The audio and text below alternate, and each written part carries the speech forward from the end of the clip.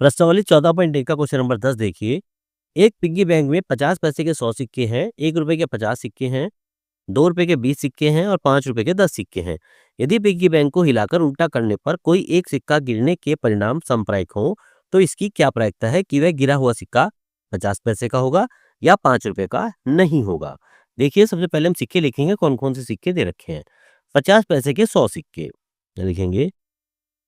50 पैसे के सिक्के ये दे रखे हैं हमारे 100।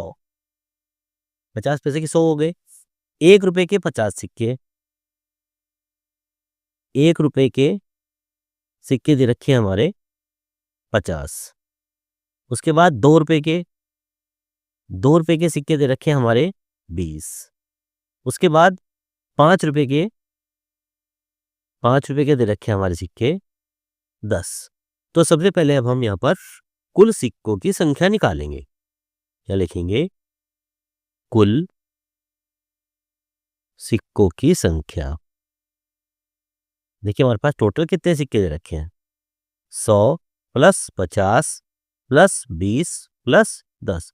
100 50 150 170 और 10 80। तो टोटल हमारे जो हो जाते हैं 180 सिक्के हमारे पास टोटल हमें मिले हुए हैं।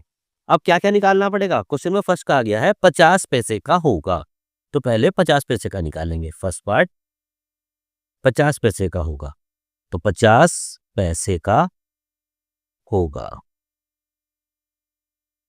ये वाला क्वेश्चन हमें फर्स्ट पार्ट का पहले करना पड़ेगा। तो 50 पैसे के सिक्के होने की प्रायिकता हमें निकालनी है। क्या लिखेंगे? 50 पैसे के सिक्के होने की प्रायिकता, जैसे हमने पिछले क्वेश्चन में निकाली थी। क्या निकाली थी? तो 50 पैसे के सिक्कों की संख्या बटे कुल संख्या।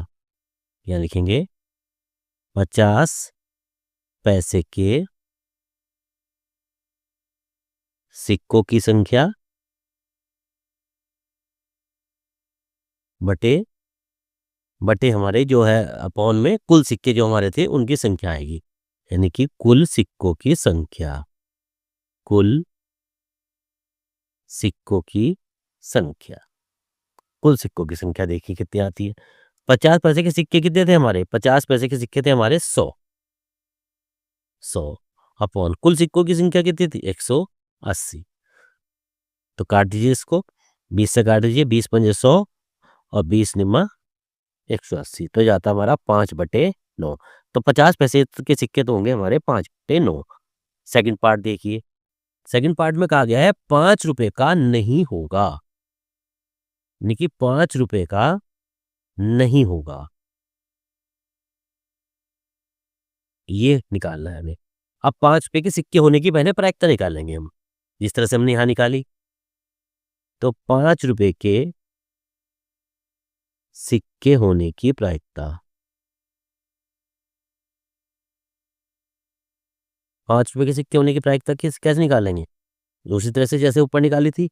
5 रुपए के सिक्कों की संख्या, 5 रुपए के सिक्कों की संख्या अपॉन कुल सिक्कों की संख्या। कुल सिक्कों की संख्या। 5 रुपए के सिक्कों की संख्या कितनी थी हमारी? 5 रुपए के सिक्कों की संख्या थी हमारी 10 अपॉन कुल सिक्कों की संख्या थी हमारी 180। तो ये जाता हमारा 1/8। तो 5 रुपए के सिक्के होने की प्रायिकता आ गई हमारी 1/8। और हम जानते हैं, जिस तरह से हमने पहले क्वेश्चन में भी किया है, हम जानते हैं जब हमें निकालना होता है कि 5 रुपए का नहीं होगा, नहीं का, तो फिर हम फॉर्मूला लगाते हैं इसमें। यह फॉर्मूला कौन सा लगाते हैं? यहाँ पे लगाएंगे पीई, यानी कि 5 रुपए का सिक्का होगा प्लस पीई नहीं, यानी कि 5 रुपए का सिक्का नहीं होगा बराबर 1। क्योंकि उसने पूछा नहीं होगा, तो ये निकालेंगे। तो होगा का प्रायिकता आ गई हमारी 1/8। सॉरी 1/18 है यहाँ पर। तो होगी की तो आ गई हमारी 1/18। तो यहाँ लिखेंगे 1/18 प्लस पी इंटू ई नहीं यानी हो नहीं है बराबर 1। अब पी ई नहीं का हमें मान निकालना है। क्या लिखेंगे? पी ई नहीं बराबर 1 माइनस 1/18। अब यहाँ पर 18 हम एलसीएम ले सकते हैं। ऊपर बचता है हमारा 18 माइनस 1, कितना जाता है? 17/18। तो जो हमारे 5 रुपए के सिक्के नहीं होने की प्रायिकता आ जाती है वो आ जाती है हमारी 17/18। तो फर्स्ट में 50 पैसे का सिक्का होगा, इसकी प्रायिकता 50 पैसे के सिक्के की प्रायिकता आ जाती है 5/9, और 5 रुपए का नहीं होगा, इसकी प्रायिकता आ जाती है हमारी 17/18। इस तरह से यहाँ पर हमारा प्रश्न नंबर 10 पूरा हो गया।